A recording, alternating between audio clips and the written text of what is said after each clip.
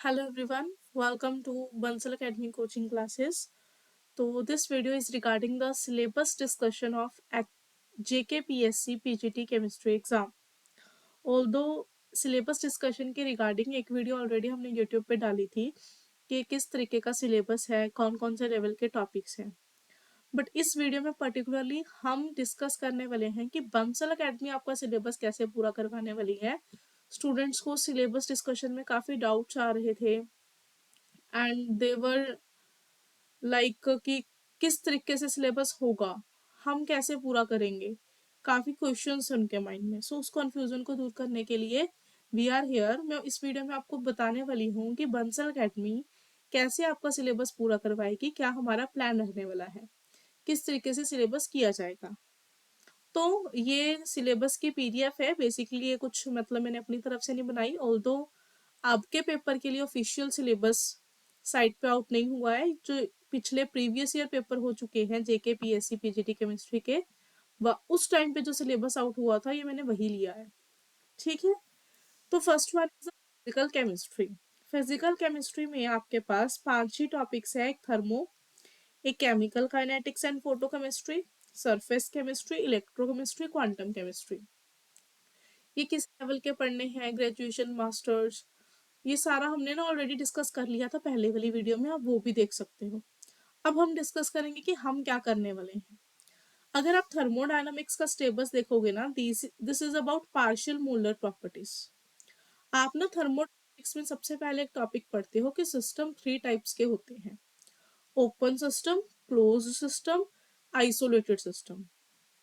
फिर ये जो आप जितनी भी बातें करते हो ना, लाइक मैक्सवेल इक्वेशंस को स्टडी करते हो, थर्मोडायनामिक्स इक्वेशंस को स्टडी करते हो अलग अलग, ठीक है, देन जितना भी एंथैल्पी एंट्रोपी जो भी फैक्टर्स पढ़ते हो, that is for the close system. पर जब हम ओपन सिस्टम की बात करते हैं, फिर हमारे पास कॉन्सेप्ट आता है पार्शियल मोलर प्रॉपर्टीज का, गिब्स टू हैम इक्वेशन, फ्यूगेसिटी का, ये सारी चीजें. तो अब ये सारी चीजें तो हम कवर करवाएंगे ही, बट इसके साथ साथ हम आपको पहले वाला पोर्शन भी कवर करवाएंगे, लाइक बेसिक थर्मोडायनामिक्स.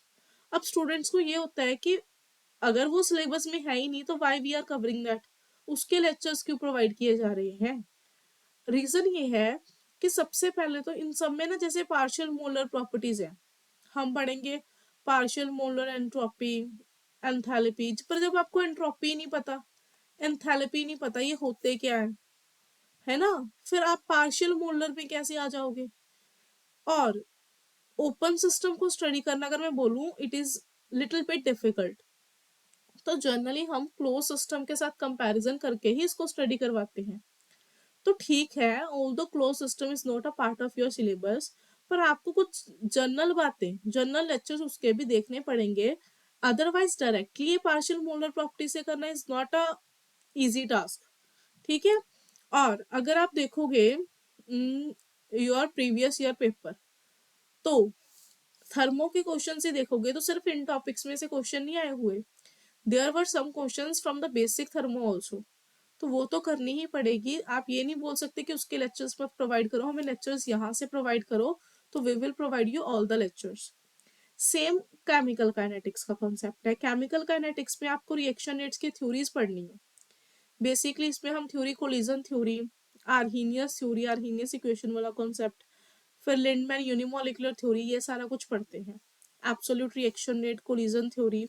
फिर आपको आयनिक रिएक्शंस को स्टडी करना है, बट कोलिजन थ्योरी पढ़नी है, आर्हीनियस थ्योरी पढ़नी है, एक्टिवेशन एनर्जी का कॉन्सेप्ट पढ़ना है.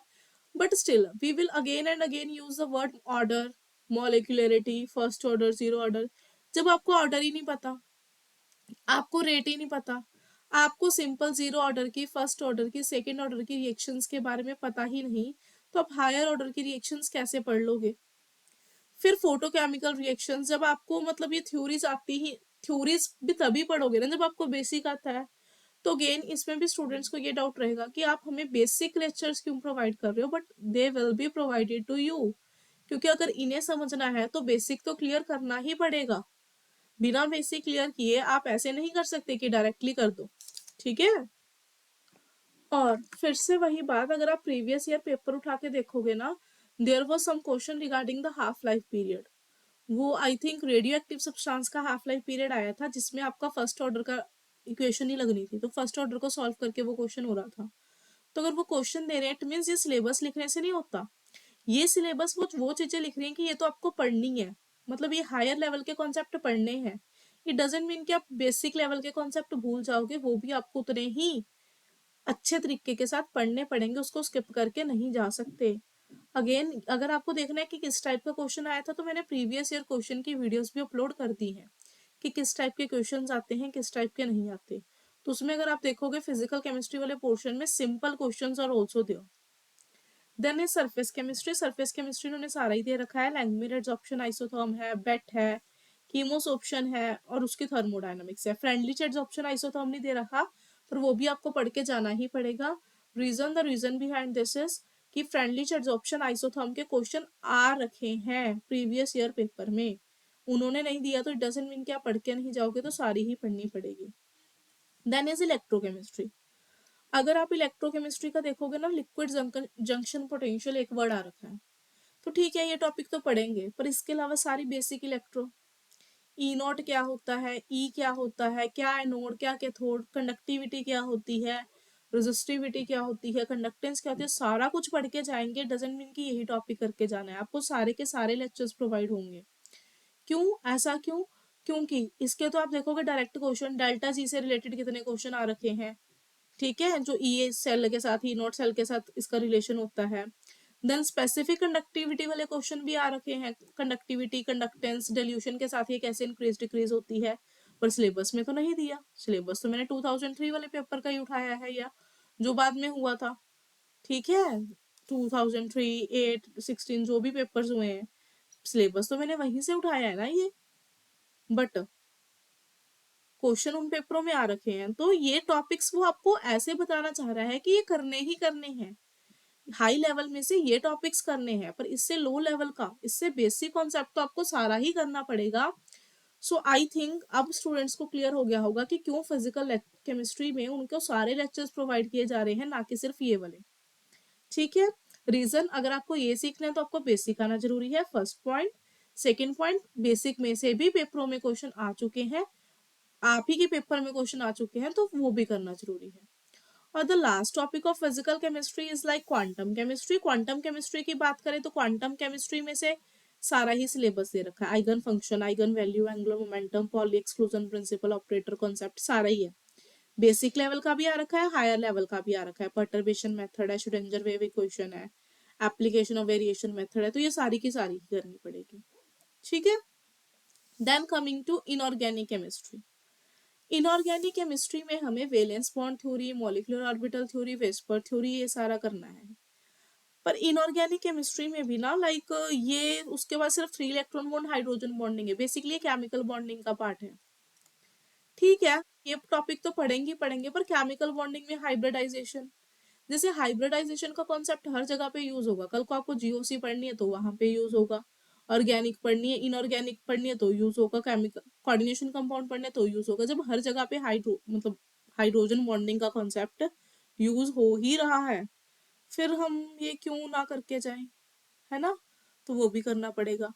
तो बेसिकली आपको सारी की सारी GIC, general inorganic chemistry, that is chemical bonding, पढ़ाई जाएगी। उसके बाद ये semiconductor, superconductor, structure and bonding in zeolites, orthosilicates, borate, nitrogen phosphorus cyclic compounds, polyhalide, ये आपको एक्स्ट्रा में करवा दिए जाएंगे, ये जरूर कवर करेंगे। ऑर्गेनोमेटालिक बिल्कुल बेसिक है, ये तो जो टॉपिक्स दिए हुए हैं वो सारे ही पढ़ के जाएंगे, पर हाँ इसमें भी आपको कुछ बेसिक टर्म्स देखने को मिलेगी कि हेप्टिसिटी क्या होती है, ऑर्गेनोमेटालिक कंपाउंड्स कैसे लिखते हैं, कैसे इनमें बॉन्डिंग वगैरह होती है, पहले वो सारा डिटेल में डिस्कस करेंगे कि कैसे चार्ज निकालते हैं, फिर ये पर्टिकुलर कंपाउंड भी डिस्कस करेंगे। Similarly is the coordination chemistry. Spectrochemical series से शुरू कर रहे हैं, JTD, CFT बेसिकली, है ना, मॉलिक्यूलर ऑर्बिटल ट्रीटमेंट, उन्होंने कहीं भी VVD का डिस्कशन नहीं किया। VVD से पहले वर्नर की थ्योरी भी आई थी, उसका डिस्कशन नहीं किया। पर हम आपको वर्नर थ्योरी भी पढ़ाएंगे, VVD भी पढ़ाएंगे, ये तो छोड़ो, इसके अलावा IUPAC ये भी पढ़ाएंगे, IUPAC नोमेनक्लेचर, ठीक है। आइसोमेरिज्म का कहीं डिटेल यूज नहीं हो रहा और ना ही वो ऐसा कुछ पूछ रहा है, तो नहीं पढ़ेंगे, पर IUPAC है, ठीक है। हम पढ़ेंगे, मतलब कल को आपको कोई कंपाउंड आ गया, बोला इसकी सीएफटी ड्रॉ करो, नाम लिखना आ गया, पर आपको उसका नाम से फॉर्मूला बनाना आता नहीं या फॉर्मूले से नाम लिखना आता नहीं, तो कैसे करोगे सीएफटी? और सीएफटी को अगर समझना है तो पहले वीवीटी जान, मतलब सीएफटी बनाई ही क्यों गई थी, तो पहले उसके लिए वीवीटी जाननी तो पड़ेगी ना। वीवीटी बनाई ही क्यों गई थी, तो वर्नर थ्योरी जाननी तो पड़ेगी ना। तो ये थ्योरीज भी पढ़ेंगे, ऐसा नहीं है कि नहीं पढ़ेंगे, और इसमें से फिर से वही बात क्वेश्चन आता है, ठीक है। और सिमिलरली उसने बोल दिया ना कलर एंड मैग्नेटिक प्रॉपर्टीज, उसने कहीं भी इलेक्ट्रॉनिक स्पेक्ट्रा वर्ड यूज ही नहीं किया, जिसमें आप ऑर्गल डायग्राम्स वगैरह पढ़ते हो, पर जब हम आपको लेक्चर्स प्रोवाइड करेंगे तो उसमें हमने ऑर्गल डायग्राम्स भी करवा रखी है। तो स्टूडेंट्स फिर से वही क्वेश्चन पूछेंगे कि मैम ऑर्गल डायग्राम क्यों दी है, हमारे टॉपिक में तो, सिलेबस में तो टॉपिक ही नहीं कवर। अरे भाई कलर वर्ड मेंशन कर दिया, अगर कलर वर्ड मेंशन कर दिया it means electronic spectra Orgel diagram draw करते हो, इसीलिए करते हो ना, ताकि ट्रांजिशन शो कर सको किस टाइप की ट्रांजिशन हो रही हैं। ट्रांजिशन होगी डीडी ट्रांजिशन तो कलर शो करेगा, तो ये all these things are related, inter related to each other. तो आप सारा का सारा ही डिस्कस करके जाओगे। हाँ, लास्ट में molecular orbital treatment octahedral complex की, ये हम सिर्फ ऑक्टाहेड्रल की करेंगे, टेट्राहेड्रल वाली नहीं करेंगे, ठीक है, क्योंकि एमो ट्रीटमेंट सिर्फ उसकी दे रखी है। Okay, then is spectroscopy. Although ये स्पेक्ट्रोस्कोपी जो दे रखी है ना, vibrational, rotational, electronic spectra, NMR, electronic fluorescence, phosphorescence, ये पहले जो कुछ पार्ट है ये फिजिकल केमिस्ट्री का पार्ट है, पिछले वाले इनऑर्गेनिक केमिस्ट्री का पार्ट है, ठीक है, पर हम सारी कर लेंगे। Even we will do the spectroscopy regarding ESR, Mossbauer, क्योंकि उस टाइप के क्वेश्चंस भी आ जाते हैं। इन्होंने बिल्कुल वाइब्रेशनल स्पेक्ट्रा दे दिया एक वर्ड, पर वाइब्रेशनल स्पेक्ट्रा बहुत बड़ा है, और कुछ भरोसा नहीं क्वेश्चन किस टाइप से आ जाए, तो इसको हम बहुत डिटेल में करेंगे, प्रॉपर जैसे फिजिकल केमिस्ट्री में पढ़ते हैं वैसे ही पढ़ाएंगे आपको, ठीक है। तो हो सकता है आपको लगे एक्स्ट्रा लेक्चर्स प्रोवाइड किए जा रहे हैं, बट अगेन क्वेश्चन भी आते हैं, और पढ़ना है तो अच्छे से पढ़ेंगे, बिकॉज सिर्फ ये एग्जाम क्वालिफाई करना या क्रैक करना हमारा मोटिव नहीं है, हमारा मोटिव है नॉलेज गेन करना, ठीक है। और नॉलेज गेन करने की बातें छोड़ भी दो, तो अभी जब पेपर में क्वेश्चंस आ ही रखे हैं तो क्यों ना पढ़ के जाए, ठीक है। फिर the major issue is in organic chemistry.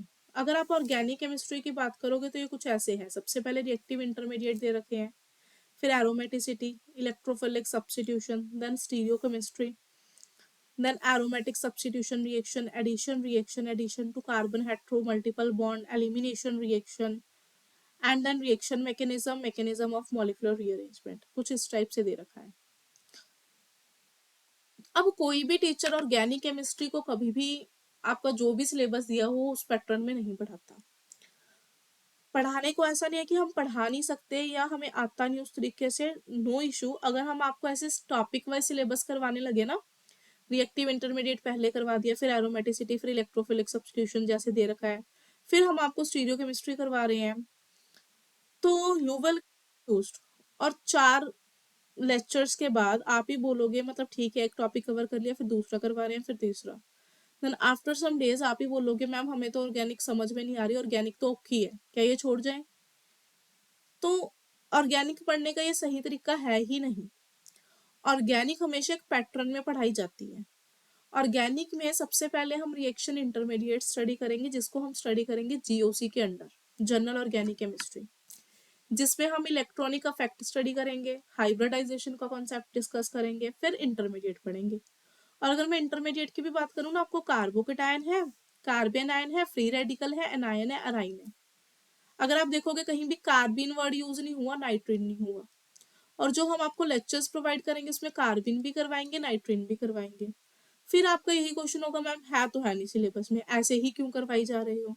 ठीक है, कार्बिन सिलेबस में है नहीं, लिख रखा है, पर अगर आप जरा ध्यान से देखो आपको राइमर टीमन रिएक्शन है इलेक्ट्रोफिलिक सब्स्टिट्यूशन में, और इसमें इंटरमीडिएट कौन सा होता है? अगर आपने पढ़ रखी है कार्बिन, जब आपको पता ही नहीं कार्बिन इंटरमीडिएट होता क्या है तो इसका मैकेनिज्म कहाँ से कर लोगे, है ना। तो कार्बिन भी पढ़ाएंगे, ऐसे नाइट्रिन भी पढ़ाएंगे। तो अगर रिएक्शंस पढ़नी है तो प्रॉपर उसी वे से पढ़ना पड़ेगा, you have to trust your teachers. फिर ठीक है, सिटी का कॉन्सेप्ट सिखाएंगे, जैसे जैसे इन्होंने बोला है सारा सिखाएंगे। उसके बाद बिफोर स्टार्टिंग दिस रिएक्शंस हम सबसे पहले आपको स्टीरियो केमिस्ट्री करवाएंगे, ठीक है, कि स्टीरियो केमिस्ट्री में कैसे चलता है। स्टीरियोकेमिस्ट्री करवाने के बाद आपको रिएक्शन मैकेनिज्म टॉपिक करवाया जाएगा, जिसमें हम SN1 वर्सेस SN2 एक तो ये डिटेल में डिस्कस करेंगे, मतलब न्यूक्लियोफिलिक सब्स्टिट्यूशन रिएक्शन, फिर E1 E2 E1 CB, पायरोलिटिक्स इन एलिमिनेशन, ये जो दे रखा है ये सारा एलिमिनेशन रिएक्शन, ये सारा स्टडी करेंगे। ठीक है, और जब जब ये टॉपिक कवर होंगे तो इनके बीच में कुछ आ रहा है, लाइक स्टीरियोकेमिस्ट्री पढ़ाएंगे आपको, सिर्फ यहाँ तक पढ़ाएंगे। Sandmeyer reaction, Kolbe's electrolysis, formation of cyclo ether with lead tetraacetate, photochemicalization, ये आपको स्टीरियोकेमिस्ट्री में नहीं पढ़ाया जाएगा। हर टीचर का एक मेथड होता है, वो उसी अकॉर्डिंग चलेंगे हम। जब ये E1 E2 डिस्कस हो गया, SN1 SN2, फिर हम आपको ये जो बचे हुए टॉपिक है लाइक इलेक्ट्रोफिलिक सब्स्टिट्यूशन ये करवाएंगे, एरोमेटिक सब्स्टिट्यूशन ये करवाएंगे, एडिशन करवाएंगे, addition to carbon hetero multiple bond करवाएंगे, और रिएक्शन मैकेनिज्म ये मैंने आपको बता दिया ऊपर करवाएंगे। ठीक है, फिर उसके बाद ये सारा कुछ करने के बाद हम आपको नया एक स्लाइड्स, मतलब नया एक लेक्चर प्रोवाइड करेंगे on the name of naming reactions. अब ये जो बीच बीच में मैं बातें छोड़ के आई हूँ ना सारी, कि ये टॉपिक हम यहाँ पे नहीं करवा रहे, यहाँ पे नहीं करवा रहे, वो सारी करवाएंगे नेमिंग रिएक्शंस में। लाइक अगर आपने यहाँ पे देखा होगा स्टीरियोकेमिस्ट्री में मैंने बोला था सैंडमियर रिएक्शन है, कोल्ब्स रिएक्शन है, कोल्ब इलेक्ट्रोलिसिस तो आई थिंक आपका जीओसी में कंप्लीट हो जाएगा, पर सैंडमियर फ्री रेडिकल में या फिर नेमिंग रिएक्शन में करवाएंगे। ठीक है, इसके अलावा दो नीचे टॉपिक्स हैं, mechanism of molecular rearrangement, mechanism of following rearrangement. Wagner Meerwein है, पिनाकोलोन है, डेमजेनोव है, बेंजिल बेंजिलिक एसिड है, वॉल्फ किशनर है, कर्टियस है, स्कैमडिट है, वेयर विलिगर ऑक्सीडेशन है, विटिक रिएक्शन है। मोर ओवर इसको छोड़ के कुछ ऊपर भी थी यहाँ पे, ये सारी addition to carbon multiple bond, Mannich reaction है, रेफर मास्की रिएक्शन है, टोलन्स है, विटिक है, प्रिंस है, बेंजोइन है, नोविनेजल है, परकिन एल्डोल है। ये आपको नेमिंग रिएक्शंस में प्रोवाइड करेंगे, ना कि यहाँ पे ऐसे टॉपिक बना के करवाएंगे। ठीक है, एंड फिर एट द एंड हम आपको एक टॉपिक देंगे रिएजेंट्स। रिएजेंट्स में आपको कुछ रिएजेंट्स के बारे में डिस्कस किया जाएगा, like lithium aluminium hydrate, sodium borohydrate. No doubt कहीं पे लिख नहीं रखा ये टॉपिक, पर इसमें से पेपर में क्वेश्चन आ रखे हैं। फिर ये रिएजेंट था लेड टेट्राएसीटेट वाला, ये हम आपको यहाँ पे कवर करवाएंगे। इस तरीके से सिस्टम चलेगा। ऑर्गेनिक कभी जैसा आपका सिलेबस दे रखा है, जब किसी और चीज का सिलेबस देता होता है, ऑर्गेनिक कभी भी वैसे चल ही नहीं सकती, इसको अपने तरीके से ही करवाना बेटर रहता है। बस but you have to do, you have to trust your teachers. अगर आप ऐसे सोची जाओगे कि ये तो करवाया ही नहीं, ये क्या हो गया, ये तो सिलेबस के अकॉर्डिंग नहीं चल रहा है ना, ये टॉपिक तो छोड़ दिया, स्टीरियोकेमिस्ट्री सिर्फ इतनी सी करवाई है, आधे से ज्यादा तो छोड़ दिया, तो कुछ छोड़ेंगे नहीं। बट हमने एक प्रॉपर प्लान तैयार कर रखा है, जो मैंने ऑलमोस्ट डिस्कस भी कर दिया आपके साथ, जिसके अकॉर्डिंग अगर आप ऑर्गेनिक करोगे you will get maximum benefit, आपको बहुत अच्छे से एक्सप्लेनेशन मिलेगी और आप अच्छे से समझ पाओगे। ठीक है, you just have to trust your teachers कि हमें जो करवा रहे हैं सही करवा रहे हैं। हाँ, जब ऑर्गेनिक सिलेबस कंप्लीट हो जाता है उस दिन आप सारा सिलेबस चेक करके देखना, फिर टॉपिक्स यहाँ से स्टडी करना। अगर आपको लगे ये टॉपिक तो करवाया ही नहीं गया क्लास में, ये तो आज तक किसी लेक्चर में डिस्कस नहीं हुआ, देन यू विल कम और बोलना यस मैम ये तो आप लोगों ने करवाया नहीं, फिर हम डिस्कस करेंगे उसके बारे में, पर ऐसा कुछ होने नहीं वाला। ठीक है, तो बेसिकली मेरा कहने का क्या मतलब है, फिजिकल और इनऑर्गेनिक में आपको कुछ ऐसा लगेगा एक्स्ट्रा करवाई जा रहे हैं, पर वो एक्स्ट्रा नहीं है, आपका बेसिक क्लियर करना हमारा मोटिव है। सेकंड मोटिव क्योंकि उसमें से पेपर आता है इसलिए करवा रहे हैं। और ऑर्गेनिक में आपको लगेगा ये तो छुड़वाई जा रहे हैं, आधे आधे टॉपिक करवा रहे हैं, इस नेम से तो हमारे चैप्टर में कोई टॉपिक नहीं है, ये क्या करवाई जा रहे हैं। तो ऑर्गेनिक को पढ़ने का जो सही तरीका है उसी तरीके से पढ़ाई जाएगी। तो बेटर है जैसे हम करवा रहे हैं आप उसी तरीके को फॉलो करो। हाँ, by the end of completion of syllabus you can match each and everything, आपका पेपर उसी में से आने वाला है जो करवाएंगे। ठीक है, आई होप अब आपको क्लियर होगा कि सिलेबस हमने कैसे डिस्कस करना है। Still if you are having any doubts feel free to contact me, आप मेरे से बात कर सकते हैं। ठीक है, no issues. Thank you, happy learning.